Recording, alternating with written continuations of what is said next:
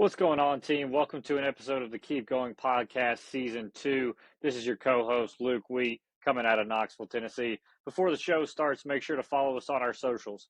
Okay, Twitter, the Keep Going Pod, Insta, the KG Podcast, and YouTube at the KG Pod. Just a reminder that we are not psychiatrists and not psychologists, just a couple ex-athletes trying to make a difference and end the stigma of mental health. Thank you guys for listening, and let's get to the show. That keep going moment. My keep going moment. That's my keep going moment. Let's keep going. Morning, Pat O'Malley, co-host of the Keep Going Podcast, athlete shining a light on mental health. We are back today in the baseball interview series. David Mitchell has a great guest coming on today. Sam coming out of Quad City, Iowa. So Dave, take it away. Yeah, what's going on? Keep going. We got Sam Stonskas in the house today. He's a former collegiate athlete, played 5 years of college baseball. I cannot say enough about this guy. Can't wait to have him on and talk about his story. Let's just get started here with your background. How did you get into baseball, and what's your why? And tell me a little bit about your story, Sam.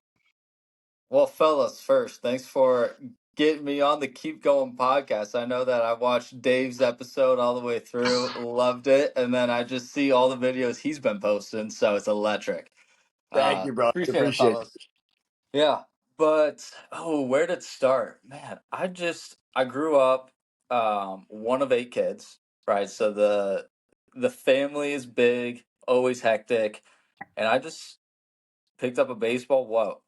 Like the rest of us, when you're 3 years old, you start playing, you get in town ball, and then you just go from there. And then all throughout middle school, high school, it's kind of better than people. So you're just like, all right, I'll keep playing. I like it. I enjoy it. It's a lot of fun. My dad and my mom, whole family, huge Cubs fans. So the dream was always, I'm going to play for the Cubs. As we know, that did not happen, right? Yeah, me either, Sam. Me either. Okay. Yeah. But the thing was, it's like, hey, it's a good way to pay for school. So ended up going to Blackhawk, played 2 years there, super fun. And then ended up going to Francis Marion in South Carolina. Was there for 1 year, and that was during COVID. And then I also broke my leg and had to get 2 ankle surgeries. So ended up transferring back to Mount Mercy, be closer to home. It wasn't the most fun being 17, 19 hours away. Right. And you're crutching around, driving left-footed, throwing laundry off the third level of your place, so you could do laundry yourself. But so I ended up finishing at Mount Mercy, got my MBA in finance, and that's the baseball story. No, love Yeah. it. Love it. Go ahead, Dave. I love it. Yeah, I want to go back from the transition from Blackhawk to Francis Marion. How was that transition to Blackhawk, Francis Marion? You said you were 17, 19 hours away. How was that Yep. transition mentally for you? What were you going through? And then on top of it, you got the injury. It was tough. Like, I always wanted to play in the South. That's kind of why I chose Francis Marion. I figured out I enjoy being close to home. Like I said, huge family. That's who I hung out with growing up, and figured out that I get homesick easily. And so that was tough. And then again, Haley, my fiance, she is the best. Being away from her, I mean, we were long distance for freaking 5 years, the entire time we were in college. But that long distance was only 3 hours because she went to Iowa State, I went to Blackhawk, and then you go 19 hours away. It's like, wow, this sucks, right? So it was definitely tough. And that's what I would just be like, all right, I'm just going to go to the baseball field, lift, do my thing, not talk to a ton of people because I knew no one. So it took some time. It was an adjustment. Then I started really getting closer with the guys, which was fun. And then breaking my leg, that was tough just because I had no one really. And you're just laying in your apartment all day, can't go do anything. Like, my leg hurt so bad, and I also tore all the ligaments inside the ankle. So yeah, that was tough mentally for sure. Yeah, I guess my question would be, Sam, I know you touched on some things that were going on, right? Like the long distance factor with your fiance and the injury. What do you credit getting through those things? Like, what were the things, if you had to write down like a survival guide, like how did you get through it? It would, you know what? Never thought about it really. It was probably just I would lean in on Haley for sure, talking to her every day. If you need to complain to someone, the go-to. She's probably like, he gets annoying at times, right? Fair enough. Shout out Haley. Shout out She is the Haley. Shout out absolute Haley. best. Yep. Yes. But it would be, yeah, just the support system that I had, family, friends, people that I could just talk to, count on, and then it was just some mental toughness. It's going to get better. It will be done eventually, and then really focus on getting better, going through the rehab. I think that's beautiful, man. I think we talk a lot on this podcast, 70 episodes plus in about your support group, right? I think that's such a big thing. Like, Yeah, in times of struggle, we're better as a team than alone. And I think that's powerful. But there's also something to be said about when your back's against the wall and now it's you and you have to face it, right?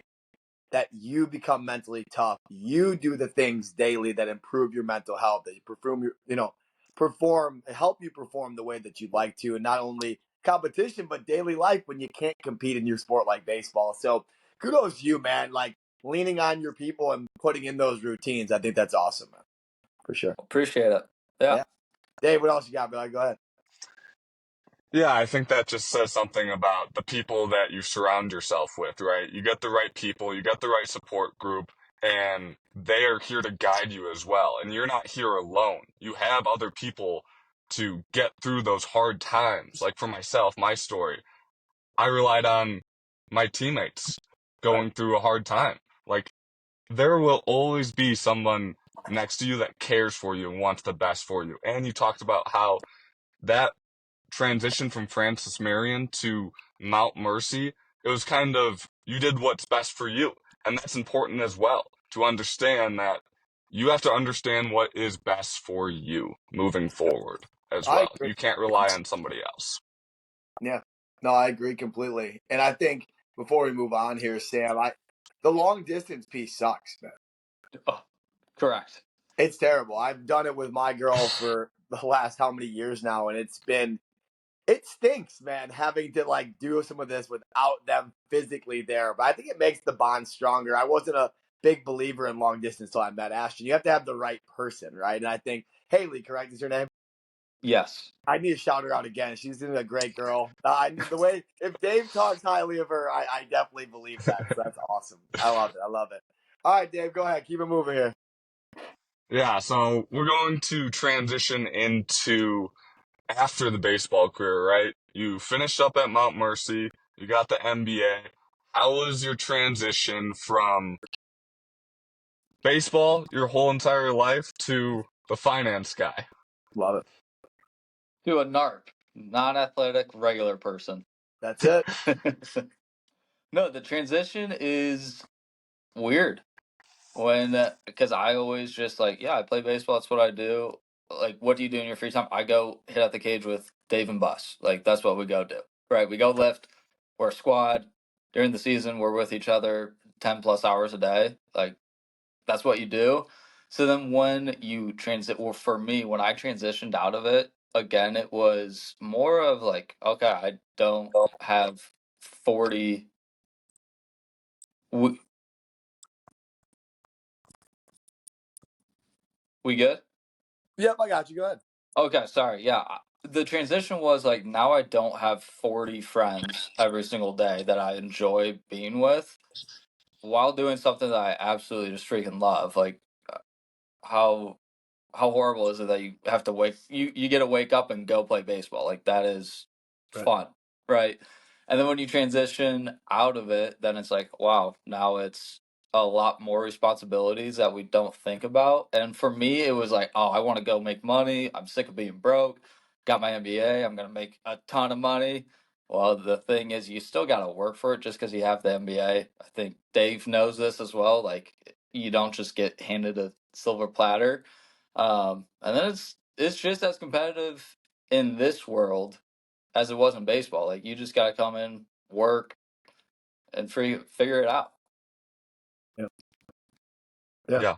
And, For sure. and then one other thing with that, it would be now I have a different type of like crew for support because being in this finance world, I'm my own business owner. So it's a lot of startup, like entrepreneurial stuff. And now I have what's called like my board of directors, but it's mentors, coaches of 3 people, 4 people that, hey, if something's going on in the business, personal, I have a different person to go to lean on. Yeah.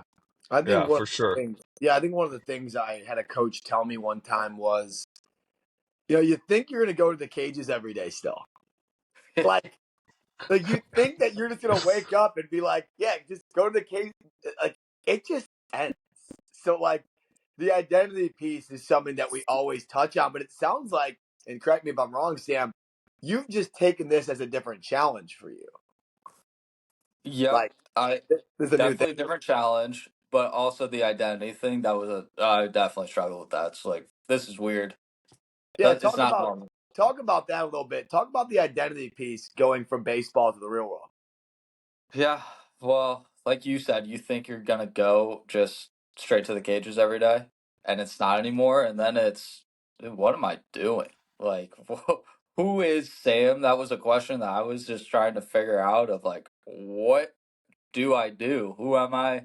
What do I believe in? Like, what is going on here, right?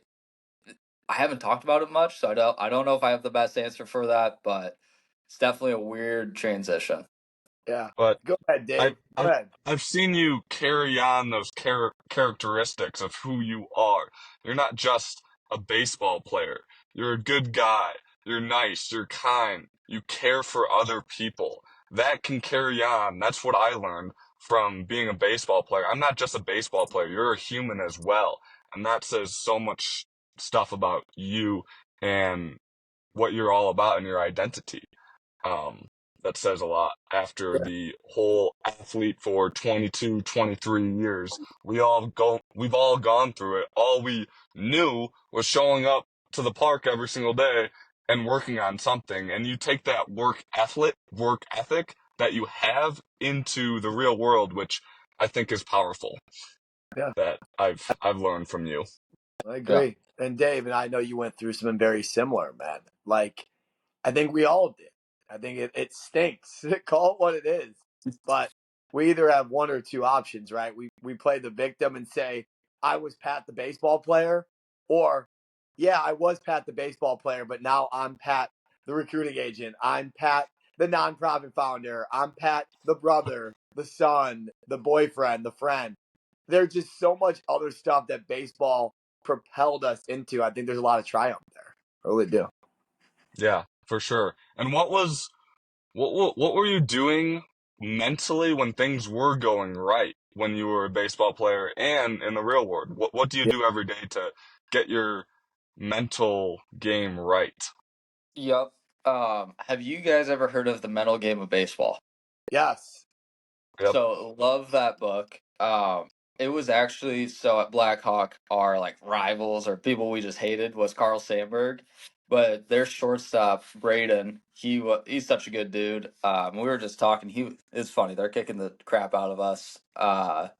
They're just killing us that game. He's on second base. He just hit like a 2-run double, whatever.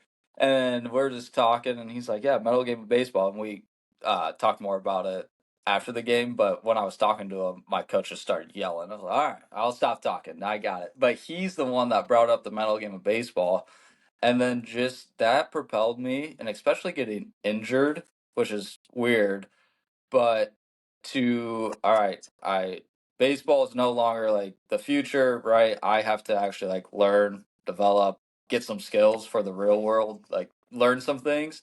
So now that I read books, which if you asked me throughout high school, even first years of college, Sam, do you read books? Heck no.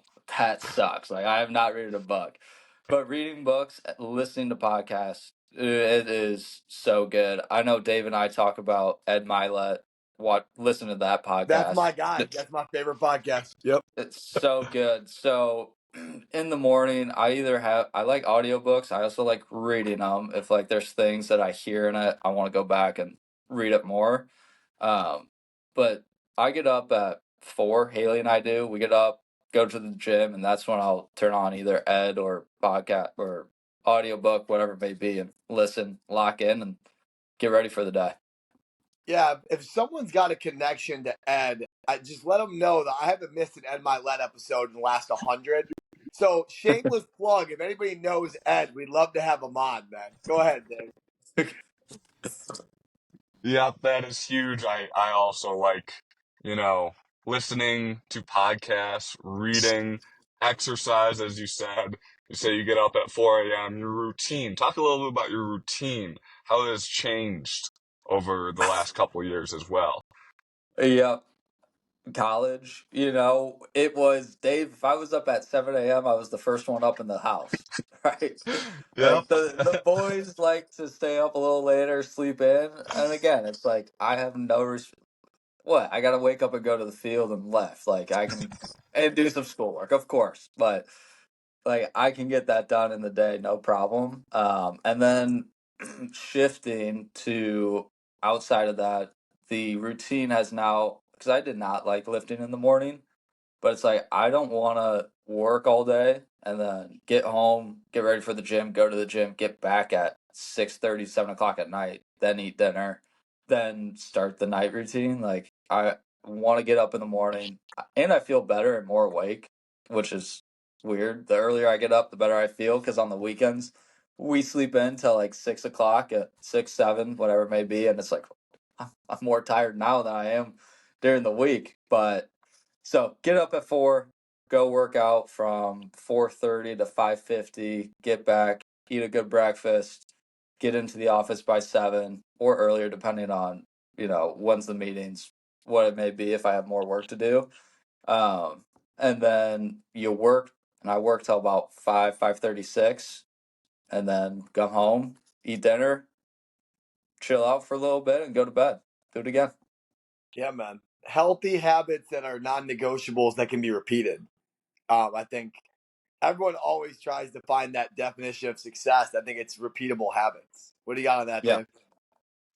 Yeah, the habits are huge. You gotta create them like you did. You made the transition from, okay, waking up at 7 a.m., going to the ballpark, and now your habits of getting up early, getting in to the right mind. I think the gym has huge benefits. If anybody's struggling with mental health, exercise, gym, going outside, walking, running can have a huge impact on your mental health.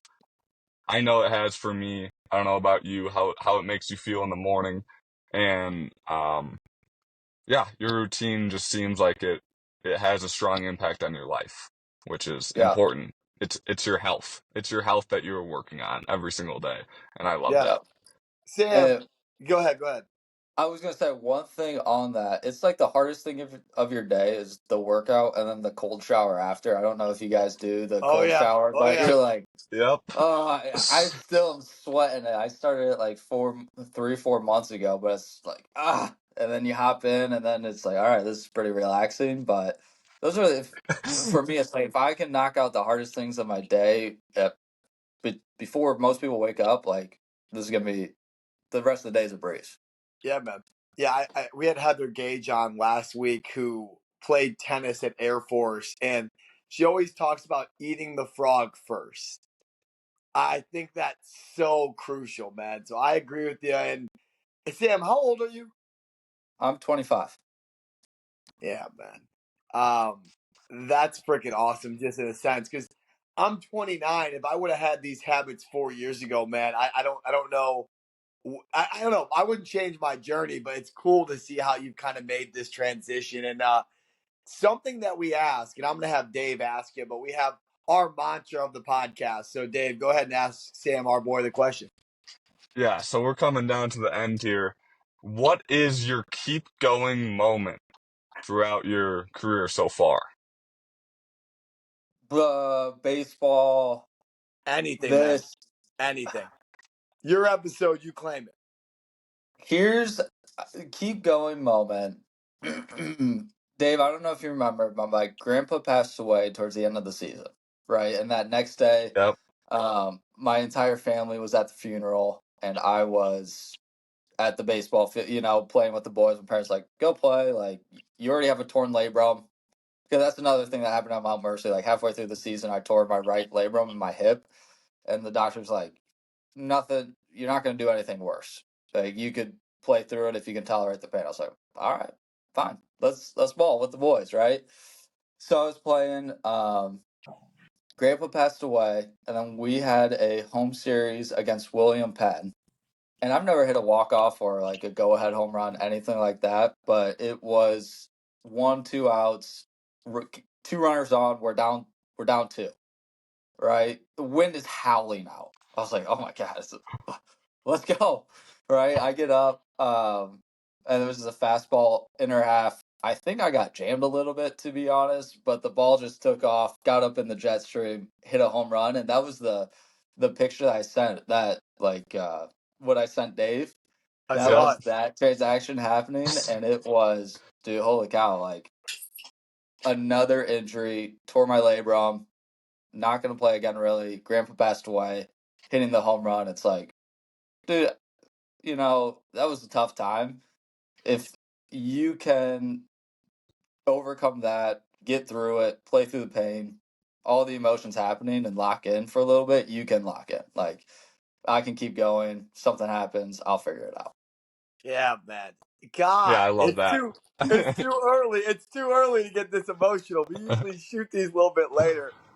That is I knew that picture had more to it, if that makes sense. Yeah. Those were some authentic smiles in that picture, man. Oh, dude. And then I saw Dave in the background. He had the same grin. I was like, that's I my know. guy. I Yeah. know.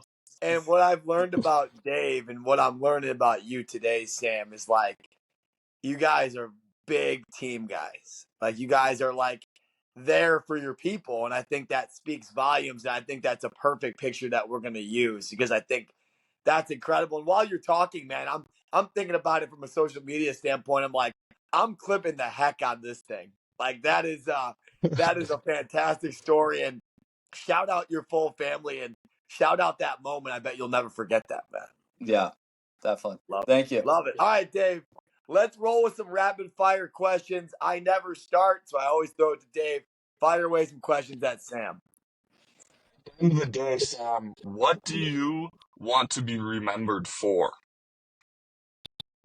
The team guy. If you need something, I'm going to help you out. Right? Just someone that can be counted on.